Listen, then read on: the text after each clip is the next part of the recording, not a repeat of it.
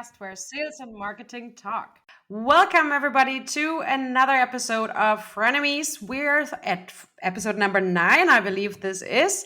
And today we want Yeah. to talk about training and onboarding because both Ahmed and I actually started a new job about 4 months ago. So I think we can talk a lot about how onboarding goes at different sized companies and what both sales and Yeah, marketing need to, get onboarded and trained properly to perform at our best. exactly.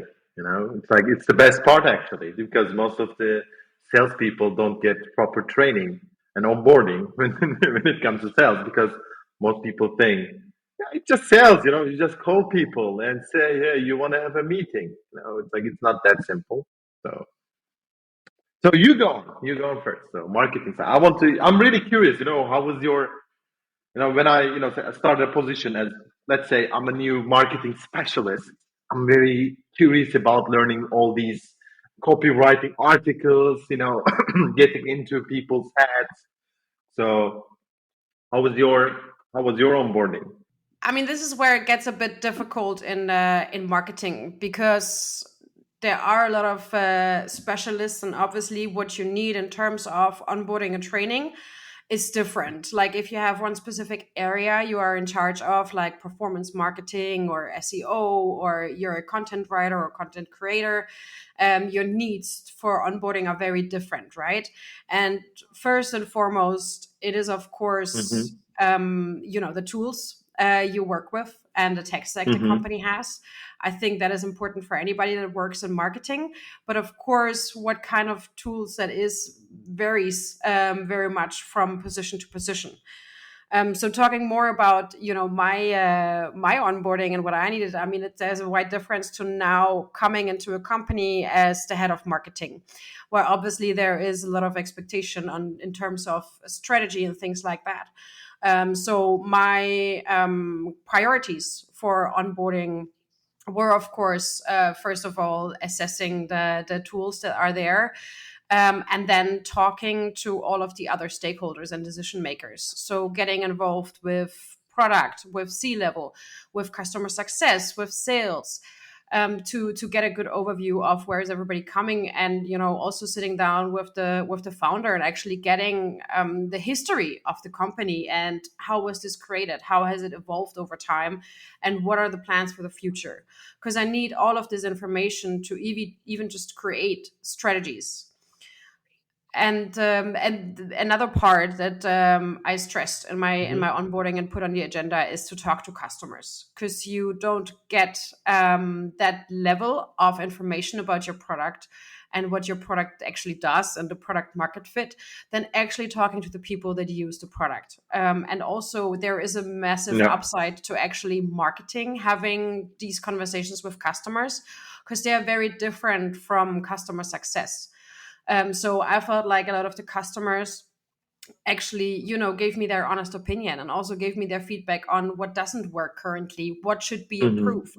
And that is massive, massive learnings and insights for me. So this all gave me a very good, Mm-hmm. good foundation.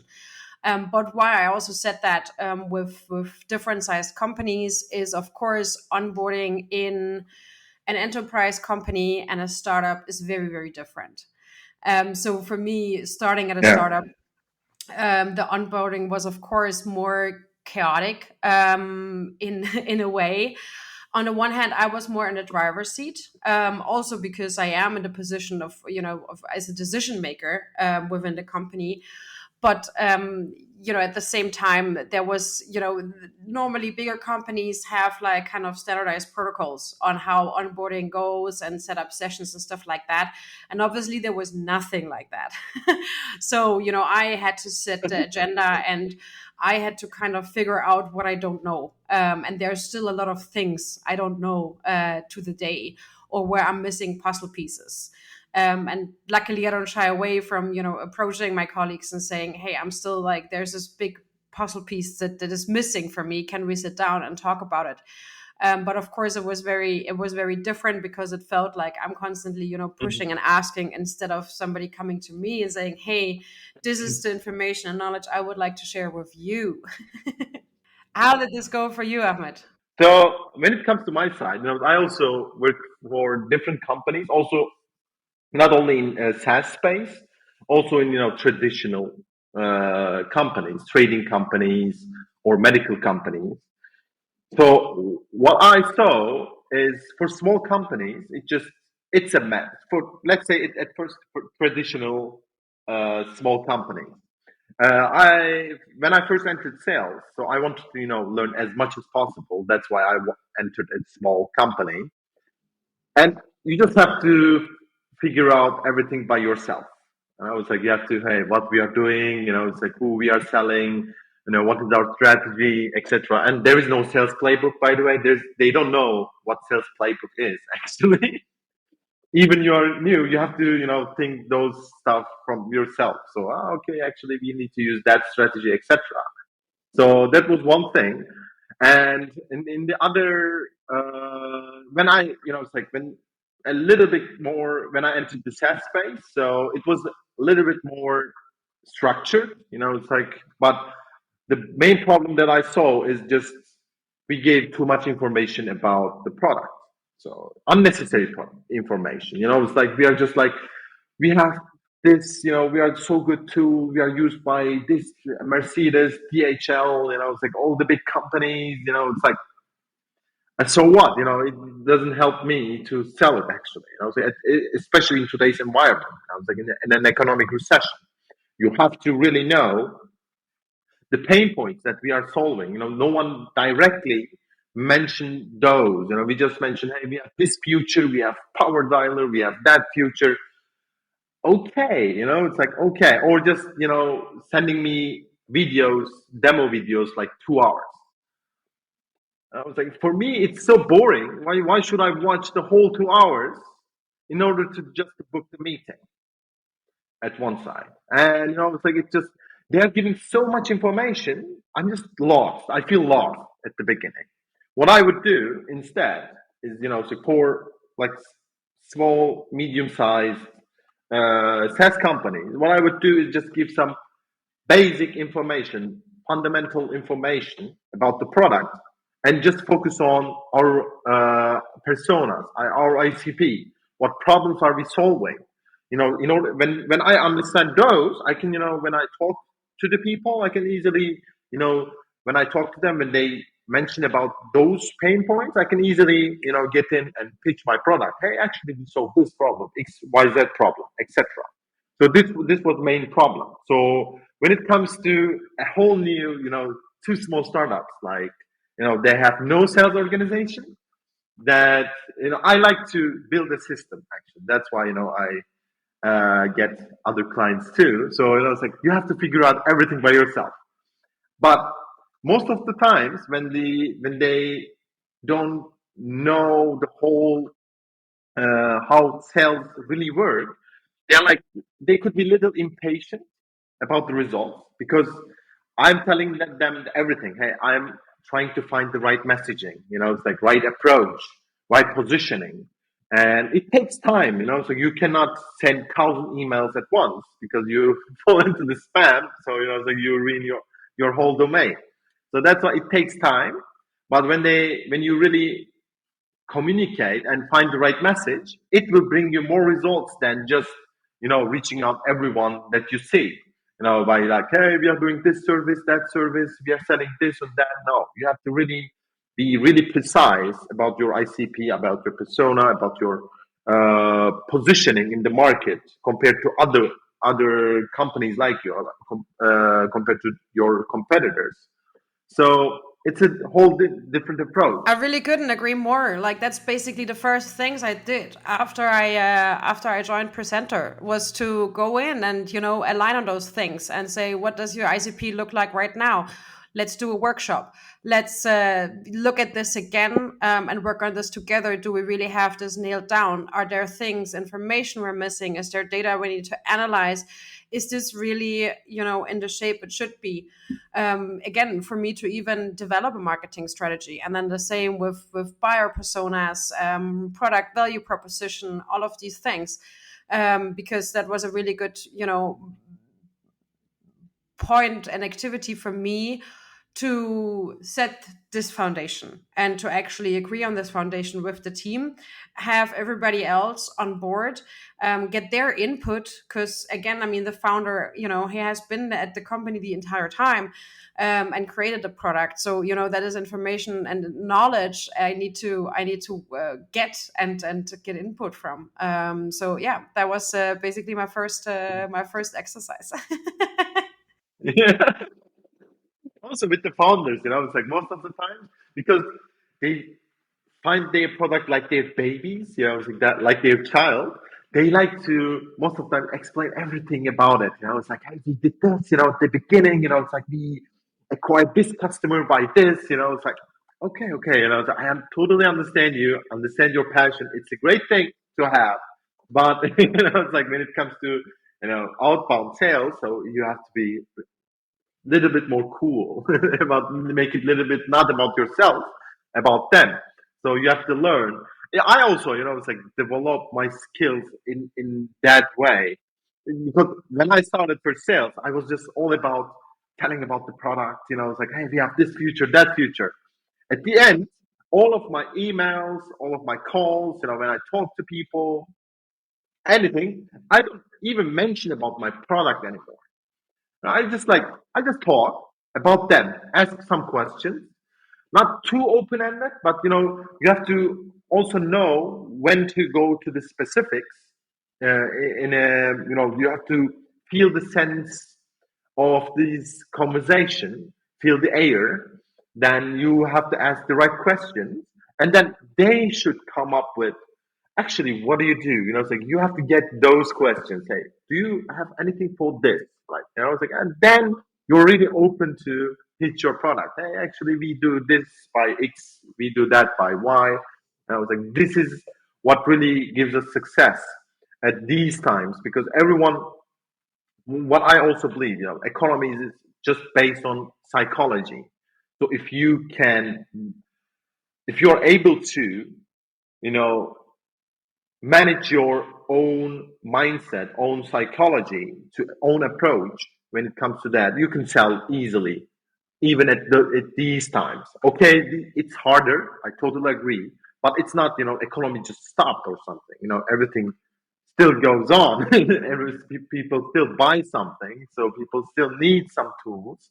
So that's why you have to adapt your strategy according to that. There's another thing I wanted to add on onboarding and new people joining a team, and that is that I think a lot of times companies don't make enough use of kind of this new people energy people come with, because no matter how long the rest of the team has already been at the company, there is something special about somebody new joining, looking at how things are going on and what is available, what isn't, what information they get, and what not. And coming with inputs, because they have still very much bit this outsider perspective.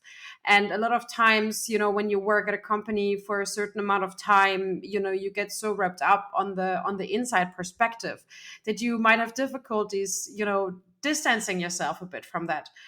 So I think it's always a very great exercise as well, to have brainstorms with newcomers, or when you're joining a company yourself, because you still have like this massive learning curve and all of these things to get into, but you also have your previous experience, and even if you're new, you have your own ideas, and they can bring something very different to the table than when you have worked for a company for 2, 3, 10 years. Yeah, but it's also a case that I saw sometimes. You can be new idea bringer in a sense, new air to the room. But there are some people who work there for a while. They will like, it's like, yeah, it's like, okay, it's like, we value your ideas, but this is it's like a bureaucracy that's built up within the company because there is no proper culture. They're like, yeah, okay, you will start with those ideas, but you will see in 1 or 2 months. It's like, and you will get into mood after 2 months. Like, okay, it's like, I'm just doing my job. It's like, And that's exactly the problem. These, like, traditional understandings is the killer of motivation and of innovation. because this idea of, oh, but this is how we always done it, I like, really, you're not gonna progress if this is your standard and if this is your culture, because most likely you can't afford it. Like, there is no company in the world right now that can just afford to constantly do what they did the past years and to stay within these exact guidelines. You need to progress. You need to be more like fast moving, and obviously it's a fine line, because you also don't want to be, too fast moving that your team can't catch a breath. But this is why I say companies oftentimes don't make enough out of this new people energy and these new ideas that come, and shut them down, because they say, well, first see how we do, and we know what is best. And Yeah. Yeah, this is also, it's like when you look at it statistically, actually, before 1990s, a Fortune 500 company has a average life of, 70 to, 60 to 70 years. And right now it's just 10 years. It's like it's so short. If you fall behind, because things move really fast. With the technology, advancing technology, AI. Now everyone speaks about. If you cannot keep up, but I'm not saying it's like adapt everything that is new, but you have to really know, you really have a strategy to adapt those things and keep people working on things that they can get creative. Because I hate, as a salespeople, I know, for example, it's like I can automate tons of stuff and without it's like losing any value of my outreach. But if someone says, "Hey, do this manually," because we cannot afford to pay, let's say, additional $20 a month, it's like I don't want to, spend my time on non-revenue generating activities, especially in sales, because my time is money. It's like my time is money, also for company, also for myself, because I work also based on commission too. So that's why, it's like these stuff. So companies should adopt those stuff with a good strategy. Actually, I can recommend for that region, Christopher Pather. He has a sales automation process podcast. It's really good. So you can really understand how to do those stuff. It's like how to really have a strategy for automatization, especially it's a hot topic, always a hot topic in Germany, and it's really good for that. So we can recommend him. can I just say that my time is money is the most sales thing you've ever said on this podcast. But you are right. Yeah. My darling, and I could be so, it's like change my voice in a salesy way. That it's like we as salespeople, we bring money to the company.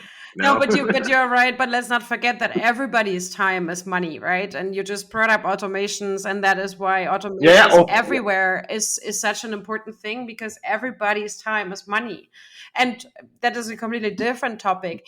But that's why meetings a lot of times, I think, should be looked at on a money perspective as well. Which, not saying that meetings aren't valuable, but I think it makes sense to look at, okay, we have, I don't know, this alignment meeting between different departments. There's 30 people in the room. What does this meeting cost, and what does it give, and how long should it really be? Because this is an insane loss of time and money if you have 30 people sitting around, everybody kind of just being tired of listening, and not much value coming out of it. Yeah. It's like my friend is working on a tool to show for each meeting, the value, monetary value of every meeting. So, there will be AI that will say, hey, it's like you invited those people, but these are unnecessary for these meetings. It's a loss of money. So you can do it with three guys. You can do it with five. You don't need 40 people in that. So it's like that's also an important point that we should think about. It's like we have what I did, for example, when we had all hands meeting, or I don't know, it's like something we celebrate something, or we did something on online. It's a remote company. I'm just closing my camera off, and I was like mute my mute myself and do the do some cold outreach via LinkedIn because it's like for me, okay, I don't really care about it's like, well, we have this figures, we have that, we have this, we have that. Okay, you can just send me a short report of what we have achieved as a company. And I was like, okay, I can look at the report, just 2, 3 pages, and I can keep doing my thing. It's like, and then don't tell me, when you put those unnecessary meetings, and I have a target as well. Then you come at the end of the month why you couldn't reach your target. Ah, tell me why. It's like we had these 4 hours of meeting every week. There's unnecessary. It's the most valuable hours in sales. So I spent this unnecessary meeting to just hear you guys out, our managers out. So just like, of course I couldn't hit my target. So, I cannot complain about it. You cannot complain about it. Anyway, so we are really becoming we can get banned from sales society. I mean, as you can guess, I in my career had a lot of meetings with sales and a lot of briefing meetings as well when I did campaigns and things like that to inform them about it. And I always had like, okay, it's maximum half an hour, and I'm a really fast talker, so most of the times it was 15 minutes. Sometimes they even made fun of me for how fast I talked, and I was like, guys, I'm gonna send you the slides. You got the main information from me. I see your cameras. I see you looking at me. We're done here. It's all great. And now, go do your business, because like I didn't want it to waste more time than necessary. And obviously there's a difference to just sending an email off and them actually hearing me and being able to see me and some slides, and having the platform to actually ask questions. But that's exactly kind of how my approach was. And to talk about meetings and the relationship between sales and marketing, I have to say that at my current company, my favorite meeting of the entire week is on Friday. It's the forecasting meeting, and it's me sitting down with the sales team. We look at what is in the pipeline, but it is amazing because it is productive. Every time we all come out with new ideas, because we actually talk about, okay, is there any way we can move this deal forward? What can we all do to, make this a success and things like that? I really love it. And I am so informed because I know what's going on. And they get actually the possibility to tell me there, by the way, this and this is lacking, or hey, we need more information on that, or what is not working, or what is working. It's yeah, I can only say Yeah. it's great. I love sales. It's like I wanted to say, it's like salespeople are, creative people. You have to spend more time with salespeople because you are like, the brainstorming with us. It's a great stuff. And I was like, because we have to be always, creative in our outreach. So, so that's why we as salespeople are fun to be around. It's like you can hang out with us. It's like get some ideas for marketing. Okay, you do It's not want to like start this discussion with me on who is more creative, because obviously marketing would win. Are you kidding me? We are the most creative department. yeah, of course, of course. Yeah, yeah, Okay, I see a battle episode coming up there, on who is more creative. But now that we covered the topic of onboarding, let's dive a bit into training. So you are onboarded and you are ramped up. What training do you need as a seller to excel at your job, on a long time basis? what it would be is, it's like first I need information. What worked for us before. So we company should definitely have a playbook. Companies without a sales playbook, they're like, going around without any, targets. It's like we are trying this, we are trying that. I was like, they should exactly know Yes, yes, yes. what type of like clients they want to reach out, what type of prospects they need to reach out. I need to learn that first, so that's why I can manage, I can arrange myself to adapt to those situations, understand my prospects, my prospects workflow, so I can make a more research on that. So okay, it's like, let's say I sell to marketing managers. I need to understand and what they are doing daily. It's like, what is their struggles. It's like, what is their, it's like, when they are reporting, what is their targets. I need to know those stuff. It's like, okay, it's like, they need to do this. When I talk to them, when I got them on the phone or by email, when I send them an email, I could be more precise, even with no, it's like particular personalization actually. It's like, I could say, hey, most of the marketing managers that I spoke had these problems. And when it's related to your problem, you could definitely answer. It's like, oh, okay, yeah, actually, I have that problem as well. You will not care about, it's like, I looked at your profile. Hey, you had 10 years of experience. It's not a personalization actually. The real personalization is to know your daily routine, actually, work life. So what are your struggles? What are your wins? What are your losses? What are your targets? And I want to learn that in a training, in a long term. So after that, how is the, it's like, how's the target set? I also want to, it's my personal preference that I want to understand why we have, let's say, 10 meetings a month. Okay, why 10? It's like, I want to understand those stuff too. What is our closure rate, for example? What can I do to improve our close one rate? I was like, where are we lacking? So what should we improve? I need to see those because every company, in every sales organization, there is something to improve always. No sales organization can tell that, hey, we are perfect. It's like we have 100% closure rate. There's always some room to improve. So I need to see those as well to have a clear plan.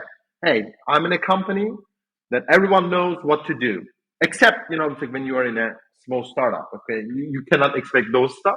But let's say it's like in a much, let's say, in a more mature company in that sense. But in a startup, what should I expect? Expect nothing. Just, you have to discover. You have to be really curious. Really, you have to really have hard mental strength to work in a startup because it could drive you really mad in some cases. Okay, you have to really know what you are doing because most of the people, when they are from outside, hey, startup world, it's dynamic, it's like, hey, it's fun, we're having fun, it's so freedom, except it's not freedom. It's slavery 2.0. I disagree. No, for me it is freedom, and that's also part of my decision to go from a bigger company to a startup again, because right now I get to do things I would never be able to do if I would join a bigger company. Like exactly that, like getting involved, setting the agenda, and putting things like playbooks, by the way, music in my ears, on the agenda and getting those done. I mean, that's something that would take a long time in a bigger sized organization. So I disagree. It is a lot of freedom in the right conditions, and given that the agenda and the priorities don't change every But week. the thing is, I'm not, most of the people, for me, I love it. Okay. So I can, building whole stuff, it's like constantly changing. I love it. But the thing is, most of the people, like, in general, people are trying to find a comfort zone also when they are working. Like, it's like when you are looking for a comfort zone in your also work life. So startup is not the right place for you. I'm talking for those people, not for like you. It's like you're a great marketing manager. So I cannot say anything to you. Okay, so I don't feel like you answered my question completely. But so, how do you stay educated as a seller? Actually, it's like in sales, what, it's like staying educated.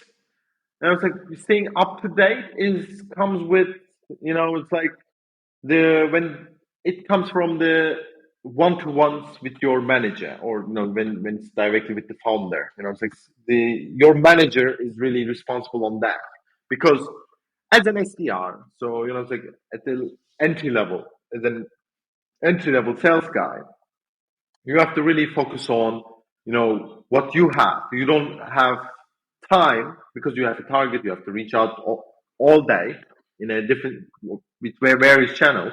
So these one-to-ones with your managers is really important. So your manager is really the guy that will keep you updated on stuff. So that's why he's managing you. So this is me. He's for you there to improve yourself, and he will, it's like look at your stats. Hey, Ahmed, it's like I saw that, it's like in your cold calling, it's like, hey, we can improve this, we can improve that, we can work on this, we can work on that. Let's say change the emails like this, or your LinkedIn outreach, we could add this, maybe. It's like it's the I think it's the manager's responsibility to do to those stuff to keep me updated on my sales skill to make it more improve it, make it better. I mean, marketing is an area that constantly changes and evolves. So staying up to date with market trends, with what tools are out there, with things that are happening is necessary. But luckily, there's lots of different formats on how to do that. So of course you have LinkedIn, podcasts, newsletters, where you can kind of get updated on what's happening. I think there are conferences and events that can be very useful to actually get inspired and hear some other perspectives and meet some other marketers that can really inspire you.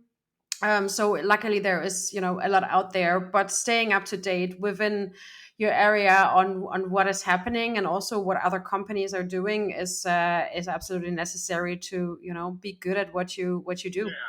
By the way, I'm doing this. So I'm following. I'm subscribed to 10 or 15 newsletters that I'm reading about sales and different stuff. So I'm also listening to podcasts of various kinds.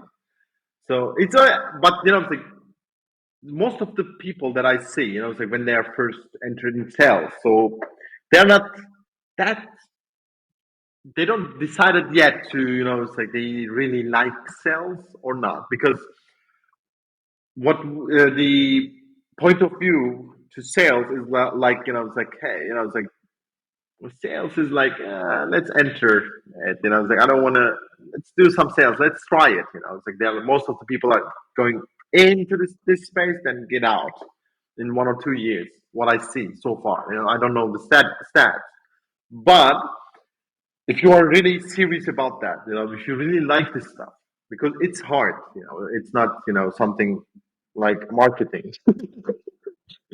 Careful, careful. It's hard stuff. So you have to really like this.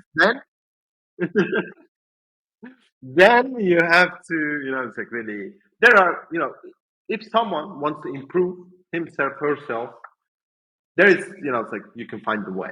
So, it's like there is no one should have to tell you that you can improve with this. If you really want to improve yourself, you can just make research, because we have something magical called the internet. uh, and you can really find the right resources on that. And we have ChatGPT too. You can ask it as well. So Okay, I think this was today's episode on training and onboarding, what to do, what not to do, and what we think about it. As always, please feel free to comment and give us stars, so we actually get ratings and yeah, more people listening to us. And next week, we'll be talking about the tech stack of our dreams, all of the tools that we need and want, even though Ahmed already dropped a lot of tools today. But that's what we'll pick up on next week.